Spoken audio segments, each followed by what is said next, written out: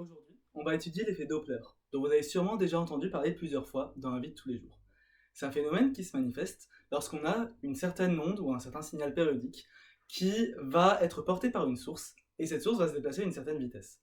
Et ça va impliquer une modification de la fréquence qu'on va percevoir. Un exemple typique, qui est celui dont on parle le plus souvent, c'est lorsqu'une ambulance va se rapprocher de nous, elle va émettre, la fréquence qu'on va percevoir va être très aiguë. Alors que lorsqu'elle va s'éloigner juste après, eh bien on va entendre à une fréquence beaucoup plus grave. Nous, ce qu'on va chercher à faire dans cette vidéo, ça va être de modéliser ce phénomène et de calculer la différence de fréquence qu'on va percevoir en fonction des vitesses de la source, de l'onde et de l'observateur, puisque nous aussi, on a le droit de se déplacer. Donc, pour ça, on va se placer dans le cas le plus général. On considère une source S qui va se déplacer à une certaine vitesse Vs. Cette source, elle porte une onde périodique, qui va émettre un certain signal V. Qui va se déplacer, qui va avoir une vitesse de propagation V. En plus de ça, nous, l'observateur, on est situé ici, en un point O, et on va se déplacer vers là-bas, à une certaine vitesse VO. Donc, comment est-ce qu'on va s'y prendre pour calculer la différence de fréquence? On va commencer par calculer la différence de période, et pour ça, on va étudier notre système à deux instants différents. D'abord, on va imaginer qu'au temps t égale 0, notre source ici, l'onde qui est sur la source, la source qui est ici, va émettre une onde, va émettre un premier signal. T, donc au temps t égale 0. Ce signal, il est reçu en haut à l'instant t1. Et nous, notre but, ça va être de calculer à combien est égal t1. Donc, je rappelle que comme on a v qui est égal à d sur t, on a que t est égal à d sur v. Autrement dit, on a que t1, c'est égal à la distance qu'on a parcourue pendant ce temps t1, la distance que cette onde a parcourue pendant le temps t1 pour arriver jusqu'à l'observateur O, divisé par la vitesse de propagation de l'onde, la vitesse à laquelle l'onde se déplace, autrement dit, divisé par v. Maintenant, on va chercher à calculer combien vaut ce d de t1. À quoi c'est égal? Eh bien, on pourrait penser que c'est la distance d'origine, d de 0, comme ça. Sauf que, le temps, pendant que notre signal il va jusqu'à l'observateur, eh bien l'observateur aussi va se déplacer. Autrement dit, en T1, l'observateur il va plus être ici, mais il va être à cet endroit-là. Il se sera déplacé, et donc on aura une distance d de T1 qui sera plus petite que la distance d'origine d de 0. Ok, la distance d de T1 elle est en fait égale à la distance d de 0 comme ça, moins le temps, moins la distance que notre observateur O a eu le temps de parcourir pendant que l'onde arrivait jusqu'à lui. Et cette distance elle est égale à quoi? Eh bien, elle est égale à la vitesse à laquelle se déplace l'observateur, une vitesse V0, qu'on multiplie par le temps T1, puisque l'observateur a eu le droit à un temps T1 pour se déplacer de cette vitesse. Autrement dit, on dit que d de T1, c'est égal à d de 0, moins cette distance, donc moins V0 fois T1. Et comme avant, on divise par V. On a donc trouvé le temps T1 pour lequel notre observateur allait recevoir le premier signal. Maintenant, au temps t0, donc t égale t0, il va y avoir un deuxième signal qui va être émis. Et on va calculer, comme avant, le temps t2, pour lequel l'observateur va recevoir ce deuxième signal. Donc ce temps t2, il est égal à quoi? Eh bien, tout comme en haut, il va être égal à d de t2, divisé par la vitesse de l'onde, donc divisé par v. Et maintenant, on va calculer d de t2. Alors, comme avant, on a eu l'observateur qui a eu encore le temps de se déplacer, et donc, d de t2, ça sera égal à d de t0, la distance qu'il y avait au départ, au moment où le deuxième signal a été envoyé, moins v0 fois t2, la distance que l'observateur a eu le temps de parcourir avant de recevoir le deuxième signal. Et comme avant, on divise par v. Maintenant, quelque chose qui m'embête, c'est que j'aimerais bien calculer d de 0, d de t0, pardon, parce que d de 0, je la connais, c'est la distance d'origine, mais d de t0, elle ne fait pas partie de notre problème. Donc, comment est-ce qu'on va faire pour ça? Eh bien, on va considérer notre système entre le temps 0 et le temps t0. Qu'est-ce qui s'est passé entre temps? Comment la distance a changé? Pour ça, on va faire un tout petit schéma à côté, qui va mieux illustrer notre problème. Au temps t0, on avait notre source S qui était là, et notre observateur O qui était là. Donc là, on étudie entre 0 et t0. Et puis, entre 0 et t0, qu'est-ce qui a eu le temps de se passer? Eh bien, notre source S elle s'est déplacée et elle s'est retrouvée à cette distance-là. Et notre observateur O, il s'est aussi déplacé et il est maintenant à cette distance-là. En fait, notre source S a eu le temps de se déplacer de la vitesse Vs fois le temps t0, puisqu'elle a eu un temps t0 pour la parcourir. Donc Vs fois t0. Et de même, notre observateur O, il a eu le temps de se déplacer d'une distance VO fois t0. Autrement dit, comme au temps t0, on va être à cet endroit-là pour S et pour O. Et la distance d de t0, ça sera donc ça. Elle sera donc égale à la distance d de 0 moins ce tronçon, moins ce tronçon. Autrement dit, on a d de t0 qui est égal à d de 0 moins vs t0 moins vo t0 moins encore le vo t2. Et tout ça, comme avant, on divise par v. Alors, quelque chose qu'on peut faire, c'est que comme on a du t0 ici à plusieurs endroits, eh bien on va directement factoriser. Vs t0 moins vo t0, qu'est-ce que ça va nous donner? Ça va nous donner Vs plus vo, tout ça facteur de t0. Voilà. Ok, donc là on a trouvé nos temps t2 et t1. Et maintenant on va s'en servir pour calculer la période qu'on va percevoir. Donc cette période on va l'appeler t. Et à quoi elle va être égale? Eh bien elle va être égale au temps qu'on a mis pour recevoir le premier signal. Ce temps il est égal à quoi? Il est égal à t0 plus t2, puisque je vous rappelle qu'il a fallu attendre un temps t0 pour que le deuxième signal soit envoyé, plus un temps t2 pour qu'on le reçoive. Donc le temps qu'on a mis pour recevoir le deuxième signal, moins le temps qu'on a mis pour recevoir le premier signal, c'est-à-dire le temps t1. On a dû attendre t1 pour que le premier signal il arrive jusqu'à nos oreilles. Voilà. Donc maintenant on a juste à calculer tout ça. Ça va être égal à t0 plus, on va maintenant simplement écrire ça, ce truc-là, moins ce truc-là, et ça va nous donner d de 0. Je vais directement tout diviser par v. On met tout sur le même dénominateur. Ça va nous donner d de 0 moins vs plus v0 fois t0 moins vo fois t2. Et maintenant, on retranche ça. Donc, on enlève moins d de 0. Et ensuite, plus v0 plus vo fois t1, puisque on fait moins vo fois t1. Donc, plus vo fois t1. Voilà. Quelque chose qu'on peut remarquer, c'est qu'on a déjà deux termes qui se simplifient. Donc, celui-là et celui-là. Voilà. Donc, notre période ne dépend plus de la distance d'origine d de 0. Et maintenant, on va pouvoir simplifier plusieurs choses.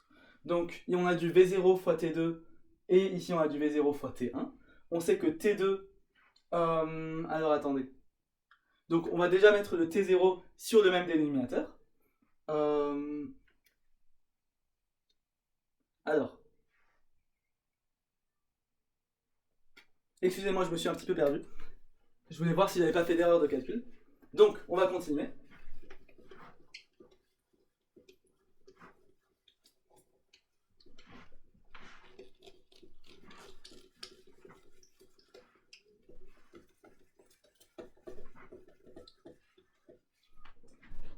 Alors, on va continuer notre calcul. Donc, on va mettre le T0 sur le même dénominateur.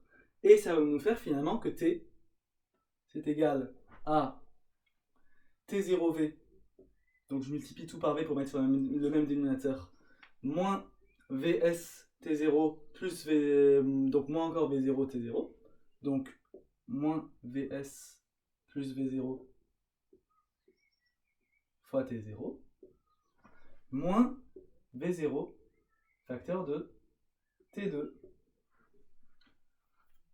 plus moins T1. Voilà. Donc là, j'ai factorisé par V0. Et tout ça, on divise par V. Voilà. Donc, à partir de là, on voit qu'on a, on a aussi du V0 fois T0 qui est ici. Donc, je vais le sortir. Ça va être égal à T0V moins Vs T0 moins V0 T0 ici. Donc, ça va nous donner du moins V0 facteur de T0 plus T2 moins T1. Et ça, on va diviser par v. Là, c'est la chose qui me faisait hésiter depuis un moment, c'est que je trouvais plus le moyen de faire apparaître T0 plus T2 moins T1, dont on va avoir besoin. Voilà. Donc en fait, T0 plus T2 moins T1, à quoi c'est égal? Eh bien c'est égal à notre période grand T. Donc autrement dit, c'est égal à T0 fois V moins T0 fois Vs moins V0 fois grand T. Voilà, puisque je vous rappelle que grand T ici, c'était égal à T2, enfin pardon, c'était égal à T0 plus T2 moins T1. On divise tout ça par V. Et maintenant, notre équation va être un petit peu technique à manipuler, mais c'est pas grave. On va normalement réussir à s'en sortir. Donc, on a que... Je vais effacer ce qu'on a en bas.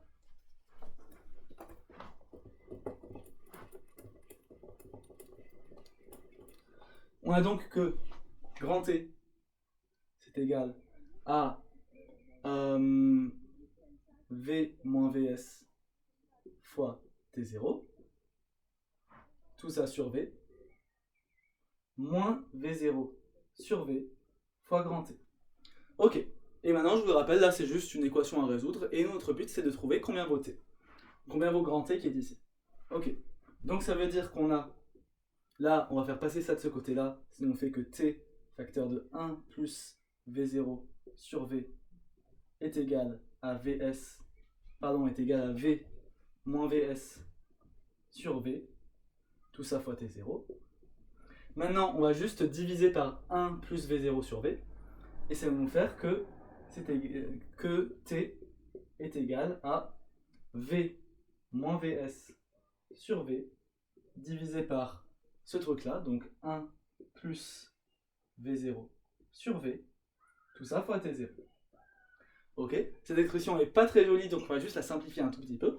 On va multiplier par V le numérateur et le dénominateur, et ça va nous donner que T est égal, donc V moins Vs sur V fois V, ça nous fait juste V moins Vs, ça nous fait V moins Vs, divisé par, là ça nous fait 1 plus V0 sur V, tout ça fois V, ça nous fait V plus V0, et tout ça fois T0. Et ça, c'est la modification de période qui est due à l'effet Doppler. Autrement dit, la période qu'on perçoit, elle ne va pas être égale à la période T0, qui était la période d'origine de notre signal, elle va être modifiée par ce facteur V moins Vs sur V plus V0. Ok, donc ça c'est un résultat qui est très important, puisque ça nous montre bien que ce qu'on perçoit, c'est différent de ce qu'il y avait au tout départ. Voilà. Vous avez remarqué que j'ai un petit peu hésité à un moment. C'est parce que, oui, je ne savais pas trop comment faire ressortir l'expression que je voulais. Je savais que je voulais du T0 plus T2 moins T1, mais je ne savais pas comment y prendre. C'est normal, c'est des choses qui arrivent. Donc surtout, si jamais ça vous arrive à vous pendant le CC, ne paniquez surtout pas. Essayez juste de bien voir comment est-ce que vous voulez vous y prendre pour isoler le grand T et pour donc obtenir la modification de période. Une fois qu'on a T, donc la période perçue, eh bien on peut calculer la fréquence F, la fréquence perçue. Donc on sait que F c'est égal à 1 sur T, je vous le rappelle. Donc finalement, on a que la fréquence perçue, c'est égal à l'inverse de ça. Si on fait donc V plus V0 sur V moins Vs, tout ça divisé fois 1 sur T0, donc tout ça fois F0, qui pourrait être la fréquence d'origine de notre signal. Voilà donc pour la période qui est due à l'effet Doppler. Maintenant, on pourrait arrêter la vidéo ici, mais il y a quelque chose qui est très important qu'on pourrait essayer de trouver à partir de là. Et vous allez voir que c'est quelque chose qui est du genre à nous faire un petit peu paniquer. D'ailleurs, ça fait paniquer beaucoup de physiciens pendant plusieurs décennies. Mais on va expliquer après à quoi c'est dû. Donc, on a obtenu cette formule pour la modification de période. Maintenant, on sait que la physique doit être la même dans tous les référentiels. Autrement dit, si je me place dans le référentiel de la source ou dans le référentiel de l'observateur, eh bien je suis tout censé trouver une formule symétrique qui traduit le même phénomène. Eh bien on va essayer de faire ça. On va examiner qu'est-ce que donne cette équation dans nos deux référentiels. D'abord, on va se placer dans le référentiel de la source. Donc, qu'est-ce qu'on a dans le référentiel de la source? Eh bien, on va avoir que la vitesse Vs est égale à 0. Pourquoi? Puisque la source se déplace à la vitesse Vs. Donc, comme vous êtes toujours attaché à la source, la vitesse Vs, vous ne la voyez pas passer. C'est la même chose que si jamais vous êtes dans un train, eh bien vous n'aurez pas l'impression que le train se déplace. Vous aurez l'impression, pour vous, vous ne vous déplacerez pas, vous êtes à une vitesse nulle. Et bien là c'est pareil, on a que Vs est égal à 0. Pour le coup, les personnes qui ont pris mécanique 2 et qui ont donc étudié les chapitres sur le changement de référentiel ont quelques connaissances qui pourront vous aider à voir un petit peu plus facilement ce qu'on va voir ici. On a donc que Vs est égal à V0, enfin est égal à 0, pardon. Et donc finalement, notre période est égale, dans le référentiel de la source, à V moins 0 sur V plus V0. Tout ça fois T0. On peut, si on veut, tout diviser par V, le numérateur et le dénominateur. Et donc ça va être égal à 1 sur 1 plus V0 sur V. Tout ça fois T0. Là j'ai divisé le numérateur et le dénominateur par V.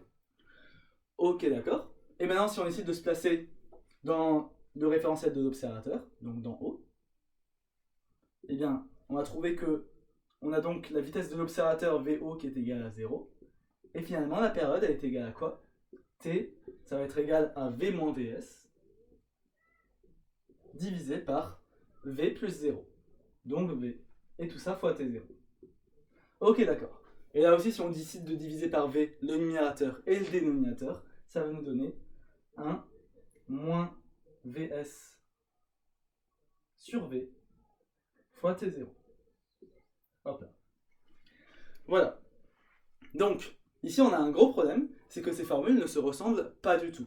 C'est-à-dire qu'on voit en fait qu'elles ne traduisent pas le même phénomène. Et ça, c'est un énorme problème. Alors, comment est-ce qu'on va faire ça? Comment est-ce qu'on va faire pour s'en sortir? Eh bien, on va bidouiller un petit peu cette formule. En fait, en imaginant que la vitesse de l'observateur, donc VO, soit très petite par rapport à la vitesse de propagation de l'onde V, eh bien, on va pouvoir effectuer, je vous le rappelle, ce qu'on appelle un développement limité. Et donc, qu'est-ce que va devenir cette équation-là? Eh bien, ce terme-là, il va devenir 1 sur... Pardon, ça va devenir 1 moins V0 sur V. Donc ça, c'est ce que devient le terme entre parenthèses, fois T0.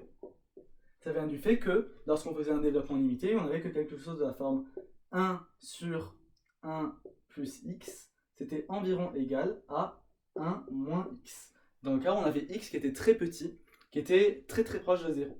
Ici, comme on a V0 qui est beaucoup plus petit que V, si jamais on décide de le supposer, eh bien ce terme-là devient très petit, on peut donc faire ce développement limité, et on a donc une formule qui est parfaitement symétrique entre les deux. Et là, ouf, on est sauvé, on a bien que nos deux équations de la modification de période traduisent bien le même phénomène. Ok, donc on a réussi à s'en sortir, à retrouver notre symétrie, à retrouver notre invariance de référentiel, si jamais on a des faibles vitesses. Maintenant, on a quand même un gros problème, c'est pourquoi est-ce que c'est vrai seulement pour les faibles vitesses? Eh bien en fait ça vient du fait simplement que les transformations avec lesquelles on travaille en physique depuis le début, eh bien elles sont fausses, tout simplement. Voilà, c'est assez choquant dit comme ça, mais en fait quand on a décidé de changer de référentiel, quand on a regardé la différence qu'il y avait entre la source et l'observateur, donc toutes les différentes manipulations qu'on a faites, eh bien on a utilisé ce qu'on appelle la transformation de Galilée. Et ces transformations, c'est des transformations qui sont valables seulement en mécanique classique, c'est-à-dire à faible vitesse. À faible vitesse, on a vu qu'on retrouvait bien la symétrie, donc l'invariance par changement de référentiel. Si par contre, vous décidez de prendre des vitesses plus élevées, vous retrouvez quelque chose qui n'est pas du tout la même chose. Ces deux formules n'ont absolument rien à voir. Et en fait, ça voudra dire qu'on a utilisé les mauvais changements de référentiel, on utilise simplement les mauvaises formules depuis le début en physique. Et les vraies formules qui sont utilisées, là cette fois-ci, pour le coup, c'est les personnes qui ont fait relativité qui s'y retrouvent peut-être un peu plus, mais en fait, les vraies formules, ce sont ce qu'on appelle les transformations de Lorentz. Et si vous décidez de traiter l'effet Doppler avec la transformation de Lorentz, eh bien, vous réussirez à bien retrouver une parfaite forme de symétrie, quel que soit votre effet Doppler. Quelle que soit la vitesse de votre observateur. Voilà, j'espère que cette fin de vidéo vous aura pas perdu. Ce qui est très important ici, c'est bien sûr de savoir calculer les différences, la modification de période qui est due à l'effet Doppler, et ce que ça implique par rapport à la fréquence, ce qu'on a vu ici. Voilà, je vous souhaite une très bonne journée et de bonnes révisions pour votre CC.